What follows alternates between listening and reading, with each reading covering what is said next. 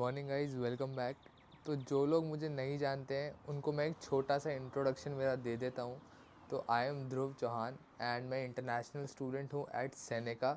और मेरा कोर्स है क्लाउड आर्किटेक्चर एंड एडमिनिस्ट्रेशन का ही मेरा कोर्स है। 1 ईयर का मेरा प्रोग्राम है और मैं May 22 इनटेक का स्टूडेंट हूँ।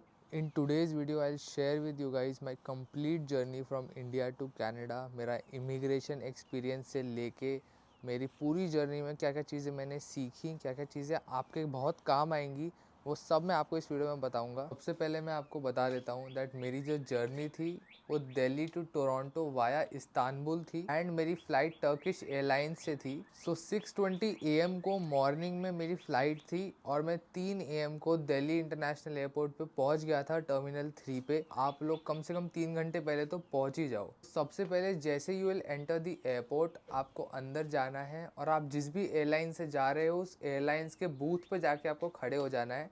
वहाँ पे 2 लाइंस आपको दिखेंगी। एक लाइन होगी वहाँ पे चेक इन की, जिन लोगों ने ऑनलाइन चेक इन किया होगा पहले उनकी लाइन, और एक होगी जिन्होंने नहीं किया होगा।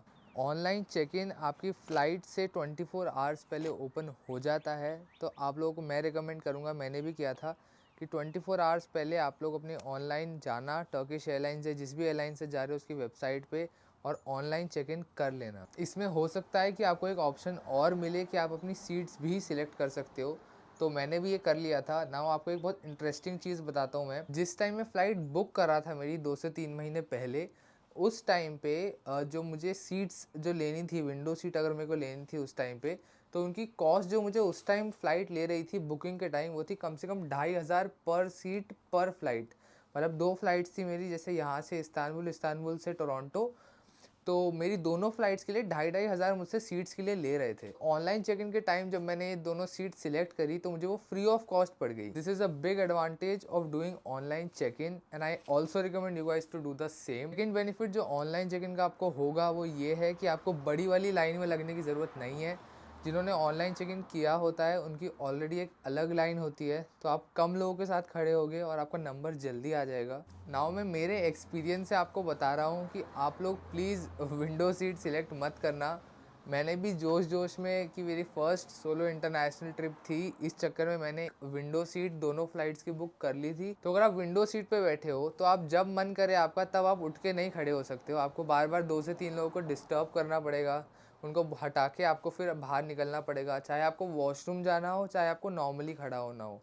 एंड आई हैव नोटिस्ड कि फ़्लाइट में इतना कंफर्ट नहीं होता अनटिल अनलेस आपके पास लेग रूम वाली सीट हो, जो कि वो बहुत कम ही होती है। जो आइल सीट्स वाले लोग होते हैं, यानी कि जो कॉरिडोर के जस्ट साइड वाली होती हैं, वो आइल सीट्स पे अगर आप लोगे तो आप कभी भी उठ के खड़े हो सकते हो, अपने पैर में ब्लड सर्कुलेशन अच्छे से कर सकते हो, जब वॉशरूम जाना है जा सकते हो, किसी से आपको पूछने की कोई ज़रूरत नहीं है। तो आइल सीट्स मैंने ऑब्जर्व किया आर दी बेस्ट। नाउ मैं पहले ये सोच रहा था कि विंडो सीट से नज़ारे बहुत अच्छे आएंगे, but to be very very honest, हर सीट के सामने एक टीवी लगा होता है और उन टीवी के अंदर ऑप्शन होता है कि आप दो जो कैमरास हैं, एक कैमरा लगा होता है प्लेन के फ्रंट में और एक कैमरा लगा होता है प्लेन के नीचे। तो आप दोनों कैमरास से देख सकते हो कि फ़्लाइट के आगे क्या चल रहा है, यानी कि जो पायलट को व्यू दिख रहा है वो भी आप देख सकते हो, और जो नीचे प्लेन के एग्जैक्टली नीचे है रनवे वाला एरिया, वो भी आप देख सकते हो।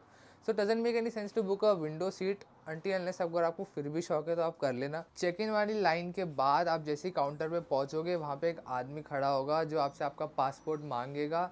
आप उसको अपना पासपोर्ट दे देना और उसके बाद आपके जो 2 बैग्स होंगे उन दोनों बैग्स को वहाँ पे वो वे करा जाएगा, और उसके बाद आपकी जितनी भी कनेक्टिंग फ़्लाइट्स या सिंगल फ़्लाइट है उस हिसाब से आपको 1 या 2 बोर्डिंग पासेस वो उसी टाइम दे देगा। देन आपको जाना होगा सिक्योरिटी चेक की तरफ। Now to be very honest, security check के अंदर लोग पता नहीं अपने लैपटॉप से क्या क्या निकाले जा रहे थे।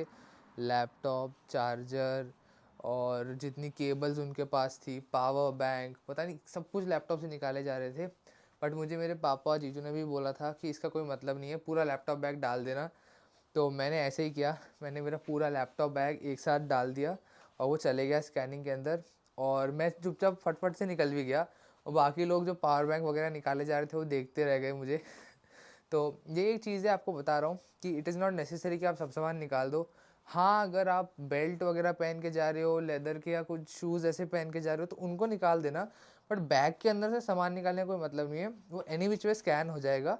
तो अगर आपको कोई दिक्कत भी होगी उनको, तो वो आपको बाद में रोक देंगे, तो आप बैग खोल के उनको दिखा देना। और सिक्योरिटी चेक के बाद एक छोटा सा दिल्ली का इमिग्रेशन भी होता है। नाउ लकीली या अनलकीली पता नहीं जो भी था, कि जितने भी लोग थे मेरे सामने आसपास वाले, उन सबको बहुत सारे क्वेश्चंस पूछ रहे थे कि तुम ऑफ़र लेटर दिखाओ, ये सामान दिखाओ, वो सामान दिखाओ। बट मेरा जो ऑफिसर था वो पता नहीं कैसा था, मैं आया, उसने मेरे से मेरा नाम तक नहीं पूछा, मेरा पासपोर्ट लिया, स्टैम्प किया, बोला चले जाओ। तो आई गेस कि जो बच्चे ज़्यादा डर रहे थे उनको वो ज़्यादा क्वेश्चंस पूछ रहे थे, बट अदरवाइज़ इन जनरल इतना वो लोग नहीं पूछ रहे थे। मेरे से तो नाम तक नहीं पूछा मेरा दिल्ली इमिग्रेशन पे, सीधा ही आगे भिजवा दिया मुझे। नेक्स्ट, आपके बोर्डिंग पास पे जो भी काउंटर मेंशन्ड होगा, आप सीधा उस काउंटर के सामने जाके बैठ जाना। ज़्यादा टाइम बचा है तो आप ड्यूटी फ्री वगैरह घूम लेना, जो भी घूमना है कुछ खा लेना, स्टारबक्स बगल में होता है वो ले लेना, मन करे तो आपके ऊपर है। एंड उसके बाद बस बोर्डिंग टाइम जो है उसके 10 मिनट पहले आके बैठ जाना, ताकि आप बोर्डिंग से मिस ना कर दो। उसके बाद आप सीधा अपनी फ़्लाइट बोर्ड कर लेना। एंड फ़्लाइट बोर्ड करने के बाद मेरे साथ एक फ़नी चीज़ अंदर ये हुई, मैंने बुक करी थी मेरी फ़्लाइट बुकिंग के time vegetarian Hindu meal, and मुझे उन लोगों ने टर्की, बीफ, चिकन, पता नहीं क्या क्या ला के दे दिया, और मैं खा गया। मेरे में चुल थी तो मैं खा गया। बट आप लोग ध्यान रखना, वो लोग आके ये नहीं पूछेंगे आपसे हर एक से कि सर वेज मील, ये मील, वो मील। अगर आपको स्पेसिफिकली वो जो दें, आप उनसे पूछना आगे बढ़ के कि ये वेज है कि नहीं, अगर आप इतने स्ट्रिक्ट हो।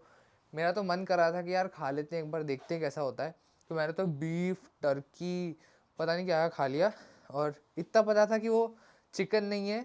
चिकन भी उन्होंने दिया था, एक चिकन सैंडविच बाद में दिया था, बट बीच में जब बीफ टर्की लाए थे तो मुझे इतना तो पता था वेज तो दूर दूर तक नहीं है और चिकन नहीं है, पर ये कुछ और ही है। तो मैं कुछ भी करके मैं खा गया।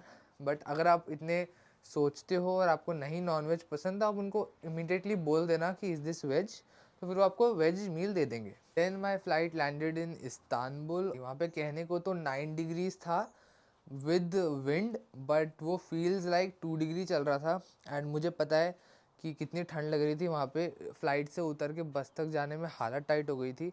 तो आई हाईली रिकमेंड कि आप लोग ऐसा करना कि आप लोग अपने बैग में चेक, आपका कैबिन बैग होगा, उसके अंदर एक जैकेट ज़रूर से रख लेना, आपके बहुत काम आएगी। और इस्तांबुल में मैंने एक पास्ता और एक वाटर बॉटल ली। वाटर बॉटल इसलिए ली क्योंकि इस्तांबुल में आप जैसे ही उतरोगे आपसे आपकी वाटर बॉटल वो लोग ले लेंगे।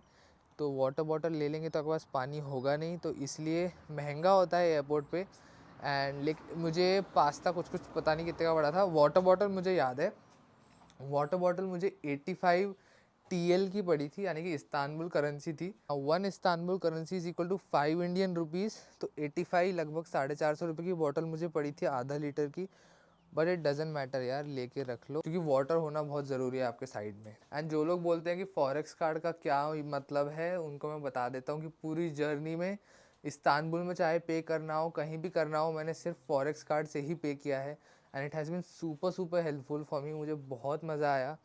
एंड फॉरेक्स कार्ड ने बहुत कन्वीनियंट कर दिया था सब कुछ, and it was really really nice. तो आई रिकमेंड कि आप लोग भी फॉरेक्स कार्ड से ही पे करो, फॉरेक्स कार्ड रख लो, बहुत कन्वीनियंट है, बहुत ज़्यादा कन्वीनियंट है। और the same process happened for मेरी दूसरी फ़्लाइट, और मैं उसमें भी बैठ गया, कनाडा लैंड कर गया।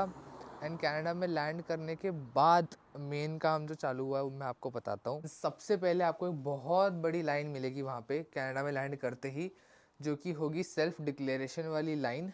तो उस लाइन में आपको लगना ही पड़ेगा, उसमें कोई वो नहीं है। आपको एक मशीन के पास जाना है, उसे अपनी बेसिक डिटेल्स भरनी है, एंड बेसिक डिटेल्स के साथ आपको उस मशीन में अपने कोर्स की ड्यूरेशन इन डेज़ भी भरनी है। तो थोड़ा सा कैलकुलेशन कर लेना डेज़ के अंदर। आपकी वो मशीन एक फ़ोटो लेगी, एंड उसके बाद आपको एक स्लिप दे देगी आपकी सेल्फ डिक्लेरेशन वाली। नाउ एक स्मार्ट चीज़ जो मैंने यहाँ करी थी, एंड रेकमेंड कि आप लोग भी करो। मेरी फर्स्ट लाइन से जैसे ही मेरा काम हुआ, मैं फटाफट भाग के गया सेकेंड लाइन तक। बाकी लोग आराम आराम से डुमक डुमक के आ रहे थे, तो वो पीछे रह गए। I was among the first 10 people in the immigration line. And to be honest, मेरे इमिग्रेशन में कितना टाइम लगा आप लोग सोच भी नहीं सकते। सिर्फ 10 मिनट लगा मेरे इमिग्रेशन में, और 10 मिनट भी नहीं कहूँगा, टेक्निकली 5 ही मिनट लगा।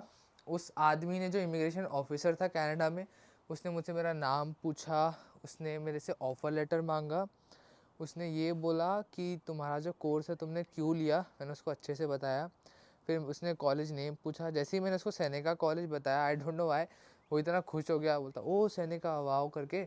और फिर उसने मुझसे कुछ पूछा ही नहीं उसके बाद, उसने मेरे को immediately study permit, work permit दे दिया। वर्क परमिट इसलिए दिया क्योंकि मेरे कोर्स में कोऑप है, तो इसलिए उसने मुझे वर्क परमिट भी दिया। आपके में नहीं होगा तो आपको वर्क परमिट नहीं देगा। 5 मिनट में ये वाला काम हो गया था, एंड अगले 5 मिनट तो मुझे मेरे डॉक्यूमेंट्स मैंने ढंग से लगाए आराम से बैठ के वहाँ पे, तो 5 मिनट मुझे लगाने में ही लग गए।